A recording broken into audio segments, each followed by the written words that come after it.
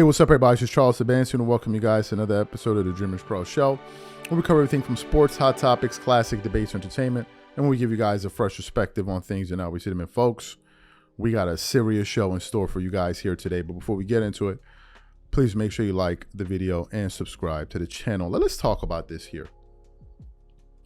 Caitlin Clark has taken the sports world by storm. I can't remember a time prior to this current moment in time that we have discussed the WNBA like we're doing right now. We just didn't. People didn't really care to the extent that they do now. And one of the biggest reasons for that is the Caitlin Clark effect.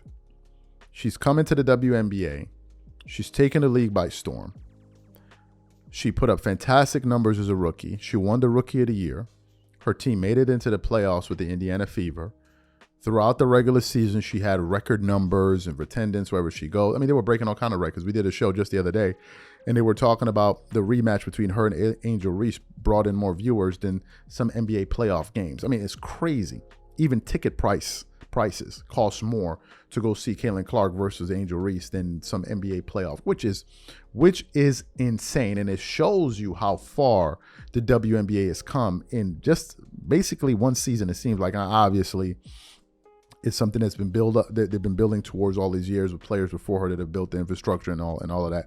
But in terms of growth that has taken place within a 12-month time span, it's remarkable, to say the very least. That's the first part of it. Now there's the other part of this, which we all know, but maybe for those of you who don't know, there's also the racial aspect of this.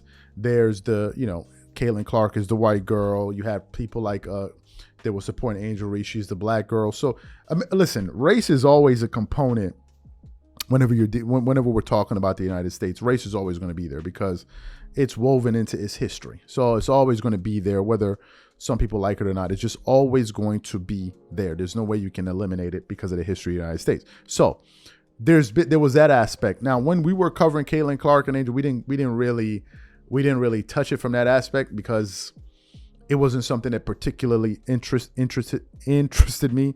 But nevertheless, I was cognizant of the fact that these undertones existed. So what happened? Yesterday, it was the day before yet, but yesterday they were covering the news of Caitlin Clark's Indiana Fever, who got eliminated from the WNBA playoffs. Fantastic. But that wasn't the story. Her team getting eliminated wasn't the story. The story was what happened during and around the game. And it had to do with racism and racial slurs being hurled at the opposing teams. And one of the players from the teams, Alyssa Thomas, spoke to the media, and she was expressing her displeasure with some of the racial slurs that were hurled in her direction. And what we want to do now, we want to give you guys a quick summation of what was said, or essentially what she said in the backstory. And then we're going to continue on the show. Take a listen to what really took place here. Take a listen to this here.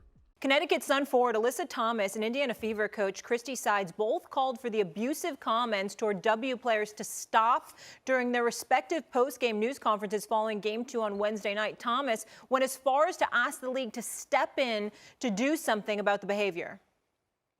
In my 11-year career, I've never experienced the racial comments from the Indiana Fever fan base. We had her face on a serious matter that happened in this world, and it's unacceptable, honestly. And there's no place for it, and we've been professional throughout the whole entire thing, but I've never been called the things that I've been called on social media, and there's no place for it. And basketball is headed in a great direction, but nah, we don't want fans that are going to degrade us and call us racial names. I mean, we already see what's happening in the world and what we have to deal with in that aspect. And we come to play basketball for our job, and it's fun, but we don't want to go to work every day and have social media blown up over things like that. It's uncalled for, and something needs to be done, whether it's them checking their fans or this league checking. There's no time for it anymore. Good for Elisa speaking up. Following those strong comments, the WNBA released the following statement.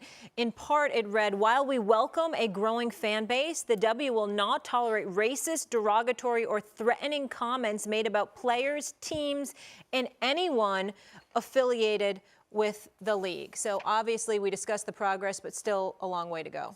So you heard what was said there. Now, I heard it a bit yesterday. I listened to it a bit, but I didn't really pay too much attention to it because other things were on my mind. But then I was going through the internet this morning and I came across an article from awfulannouncing.com. And they were highlighting some comments that Nick Wright from Speak For Yourself, First Things First. Some people are saying he's going to be the face of FS1. Some comments that Nick Wright was saying, and essentially what Nick Wright was saying was he was essentially saying that racism or racists basically ruined the event, and he was calling out the racist element within the WNBA as it pertains to Caitlin Clark and this playoff game that they played. But before we even get into what Nick Wright had to say, today's video is brought to you by a sponsor, Game Time. With only 4 months left until the end of the year, I look forward to creating special moments with family and friends by attending various theaters, shows, plays, and sporting events. And when it comes time for me to look for tickets, I absolutely love to use Game Time. Game Time is one of the most reliable marketplaces for last-minute tickets to the most popular events in sports, music, and theater in more than 60 cities across the United States and Canada. Game Time saves me money, time, and peace of mind so I don't have to sort through thousands of tickets looking for the best prices or worry about whether or not if they're authentic or whether I'm going to receive them on time. Game Time Picks, one of my favorite Game Time tools, analyzes thousands of tickets for all of your favorite events near your location and finds you the best possible deal so you don't have to. For example, I'm looking forward to this upcoming concert at Madison Square Garden of one of my favorite composers, Hans Zimmer. Here I can select the all-in price to see the total ticket price up front. No hidden fees. And now I can sort through the best possible deals I can find. I can choose the cheapest deals, the great deal, or the amazing deal. Once you select the ticket you want, you can use their panoramic seat view to ensure you know exactly what you're getting before you buy. And if you're like me and always make plans at the last minute, you can grab tickets up to 90 minutes after the event has started. So take the guesswork out of buying tickets with Game Time. Download the app, create an account, and use code CLNS for $20 off your first purchase. Again, create an account and use redeem code CLNS for $20 off. And remember, whenever you support this sponsor, you're supporting this channel. Thank you. So what we want to do now is want to play exactly what Nick Wright had to say on this podcast, and then want to come back and really get into this thing here. Take a listen to what Nick Wright had to say there. Arguably top 5 player in the league already, got the team to the playoffs, but none of that is the story. And none of that is the story for me right now because this mediocre, unimpressive, grown woman decided she was going to wear this outfit looking like this to a basketball game.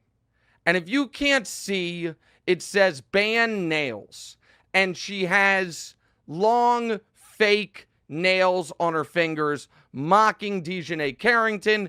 Dejanay Carrington, who plays for the Connecticut Sun, who was interrogated all week because when she swiped for the ball, she hit Caitlin Clark in the eye. Forget the fact that Caitlin knew it was unintentional. Everyone watching seemed to think it was unintentional. The goddamn internet decided maybe it was intentional, and it became the story. And if you sense anger in my voice, it's because it's there. Because race in this country is a rubber band, y'all. And when one side stretches, the other side gets a little more tense. And then when one side snaps back, the other side feels the reaction to it. And fortunately, by some miracle, our country's racial rubber band hasn't actually fully snapped in 160 years. But every time it's stretched and every time there's pressure on it, it's not quite the same. It's frayed a bit, it's distorted a bit, and it's a little bit weaker moving forward. And here is what has happened over what should have been the greatest season in women's professional basketball history. You got this boatload of new fans because Caitlin Clark is box office, right? And the rest of the rookie class is very impressive. Caitlin Clark is box office. But unfortunately, and inevitably, and the league should have seen this train coming down the tracks, on that bandwagon were folks that weren't fans of basketball, that weren't even actual fans of Caitlin Clark. They were fans of what they thought Caitlin could represent, which was the humbling of black women. And you got this cavalcade of open, unabashed racists who tried to put a hood of Caitlin Clark fandom on, and on social internet, and last night in person, tried their best to terrorize her opposition. And while I have said I think it'd be better for everyone not to read their social media feeds, that's easier said than done. And Dejanay got a damn email from somebody saying, basically, hope you die.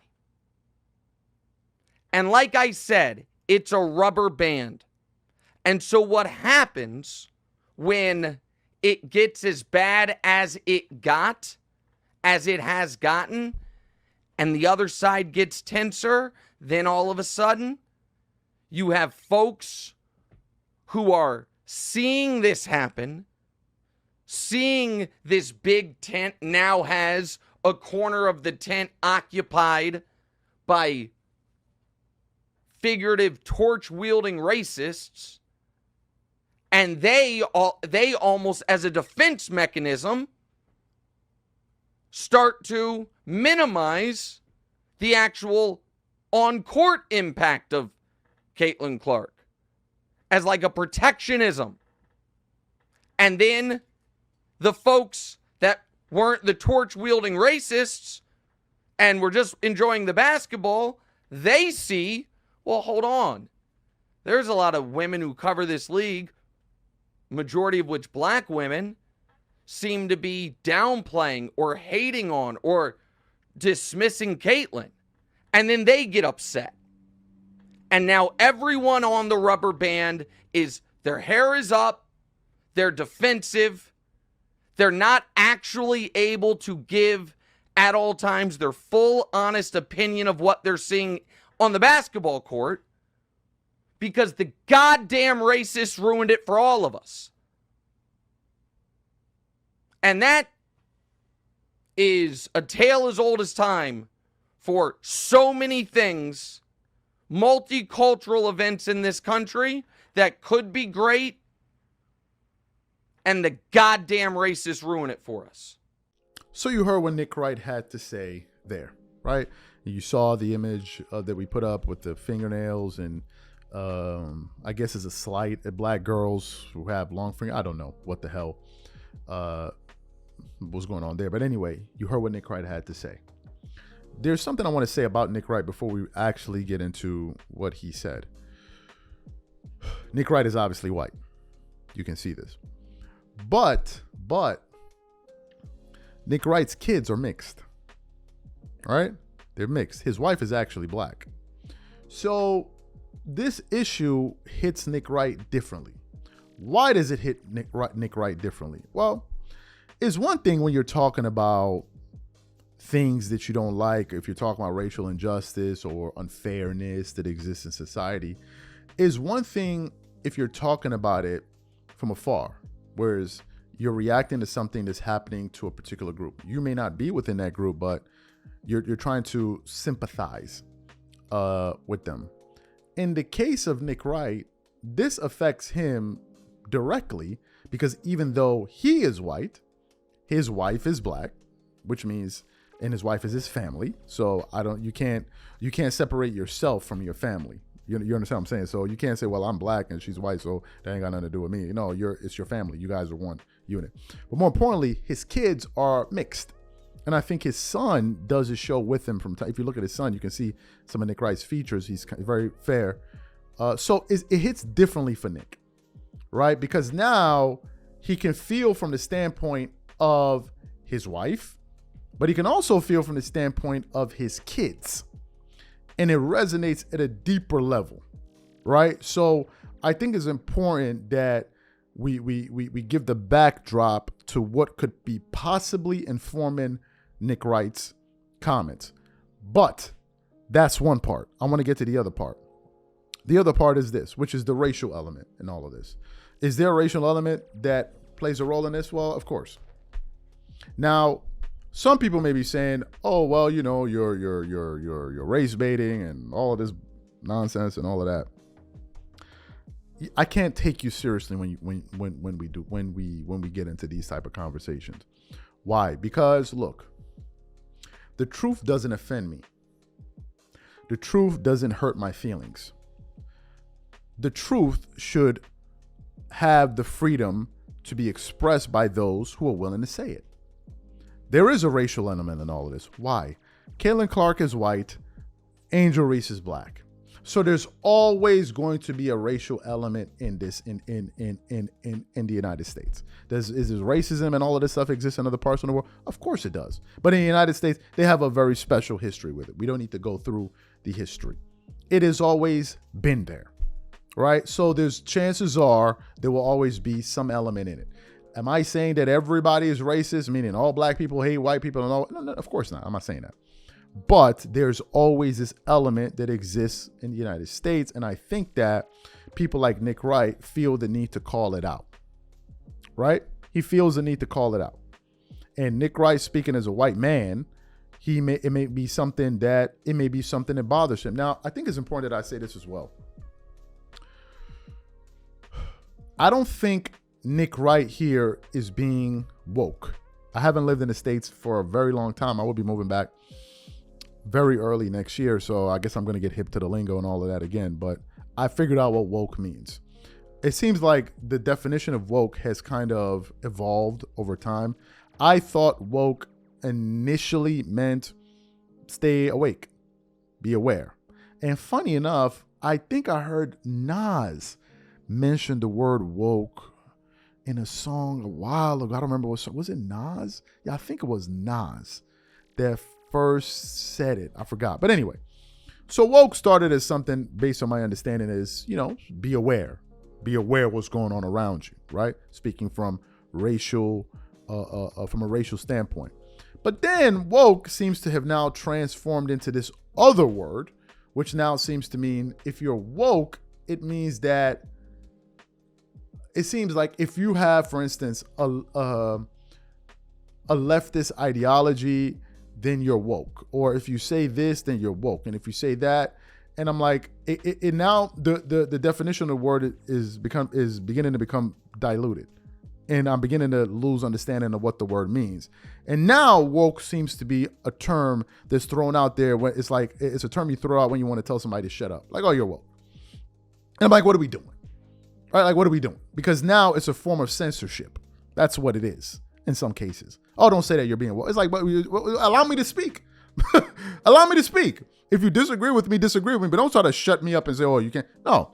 Now, I said in other shows that, look, I'm in the center, right? I'm in the center of things, leaning right, center right, not far right, but center right. But I also said I do agree. I can understand views from various standpoints. Now, me saying that I understand where Nick Wright coming from this situation. If that means I'm woke, then you can go ahead and kiss my ass.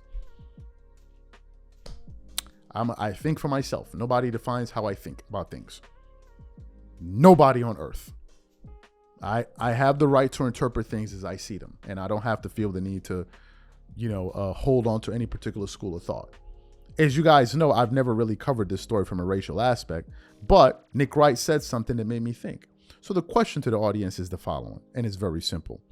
Do you think that there's a racial element in all of this between Caitlin Clark and her supporters. Because Nick is saying that some racists are supporting her and they're using her as a guise to now hide their racism, hide behind it, and then go out there and throw out racial insults at people? Or do you think that no, there's no such thing like that? There's no way that this could be a possibility. I'm going to leave it up to the audience to come down to your own conclusions. To me, however, I do understand what Nick Wright is saying, and I always think there's a component of it in the United States. Does it mean that it happens every single second? No, but is there an element of it? Of course there is. Let's not be stupid. All right, let's not be stupid. It's like somebody, for instance, it's like somebody in a country that lives where tribalism is a real thing. Where tribalism is a thing, like in Nigeria, in certain countries around, tribalism is a thing. I'm with this group, I'm with that group, and then somebody will say, "Oh no, tribalism doesn't exist." They're like, bro, go sit down. Like, shut up and sit down, please. Stop. Stop. These are my thoughts. Whatever you guys think, please leave your thoughts and comments in the comment section. We catch you guys on the next show. Peace.